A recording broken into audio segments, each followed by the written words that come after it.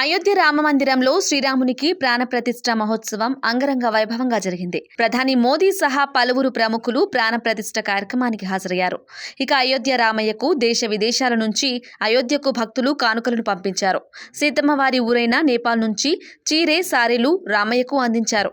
ఈ నేపథ్యంలోని అయోధ్య రామయ్య ప్రాణ ప్రతిష్ఠ సందర్భంగా అయోధ్య ధామ్ జంక్షన్లో హుబ్లీ కళాకారులచే ఒక ఉడత భారీ శిల్పం నిర్మించారు.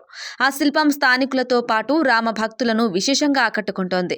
అయోధ్య రైల్వే స్టేషన్లో ఆటువాలే ఇన్స్టిట్యూట్ ఆఫ్ హుబ్లీ ద్వారా మొత్తం 5 కళాఖండాలు రూపొందించబడ్డాయి. ఆటువాలీ చీఫ్ మేనేజ్మెంట్ డైరెక్టర్ గౌతమ్ వస్తవాల్ మార్గదర్శకత్వంలో మొత్తం 20 మంది సిబ్బంది కేవలం 35 రోజుల్లో కళాకృతిని సిద్ధం చేశారు.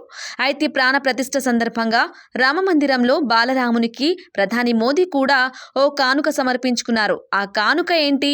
మతపరంగా దాని విశిష్టత ఏంటో చూద్దాం. ప్రధాని మోదీ రామయ్యకు సమర్పించినది వెండి గొడుగు. హిందూ ఆచారాలలో వెండి గొడుగులు దేవతలను అలంకరించడానికి, వారిని కీర్తించడానికి సమర్పిస్తారు. పురాతన కాలంలో రాజులు, చక్రవర్తుల సింహాసనంపై వెండి పందిరి ఉండేది.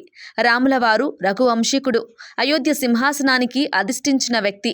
అందుకే ఆయనకు గౌరవ చిహ్నంగా వెండి గొడుగును ప్రధాని మోదీ సమర్పించారు. మత విశ్వాసాల ప్రకారం వెండి గొడుగు శక్తికి సూచిక. రాజుకు క్షత్రపతి అనే బిరుదు ఇవ్వటానికి ఈ వెండి గొడుగును ఉపయోగిస్తారు. అంతేకాకుండా దేవతలకు కూడా ఈ వెండి గొడుగును వారి సౌరభాన్ని సూచిస్తారు. పురాణాల ప్రకారం హిందూ మతంలో విష్ణువు క్షీరసాగరంలో నిద్రిస్తున్నప్పుడు మిగిలిన పాములు ఆయన తలపై గొడుగు రూపంలో నిలుస్తాయి. అంతేకాకుండా లక్ష్మీదేవి విగ్రహంలో ఏనుగులు తమ తొండం నుంచి నీటిని కురిపిస్తున్నట్లు చూపబడ్డాయి. ఈ గొడుగు హిందూ మతంలోని దేవతల దైవిక శక్తిని సూచిస్తోందట. అందుకే శ్రీరాముని ప్రతి ఆలయంలో ఆయన విగ్రహంపై గొడుగును స్వామివారి వైభవాన్ని తెలియజేస్తోందని పురాణాలు సూచిస్తున్నాయి.